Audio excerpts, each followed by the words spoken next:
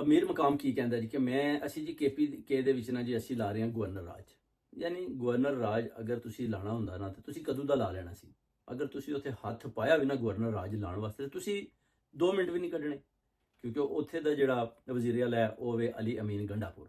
ਤੇ ਗੰਡਾਪੁਰ ਦਾ ਮੁਕਾਬਲਾ ਕਰਨ ਵਾਸਤੇ ਤੁਹਾਨੂੰ ਇਹ ਗਵਰਨਰੀ ਹਾਊਸ ਵੀ ਛੱਡ ਕੇ ਤੁਸੀਂ ਨੱਸ ਜਾਣੇ। ਤੁਹਾਨੂੰ ਵੀ ਪਤਾ ਕਿ ਤੁਸੀਂ ਕਿਸੇ ਸੂਰਜ ਵੀ ਉੱਥੇ ਗਵਰਨਰ ਰਾਜ ਨਹੀਂ ਲਗਾ ਸਕਦੇ, ਕਿਉਂਕਿ ਉਸ ਕੌਮ ਨੇ ਨਾ ਤੇ ਖੈਬਰ ਪਖਤੂਨਖਵਾ ਵਾਲਿਆਂ ਨੇ ਤੁਹਾਡਾ ਗਵਰਨਰ ਰਾਜ ਕਬੂਲ ਕਰਨਾ, ਕਿਉਂਕਿ ਕੰਮ ਉੱਥੇ ਬੜਾ ਗਰਮ ਹੈ।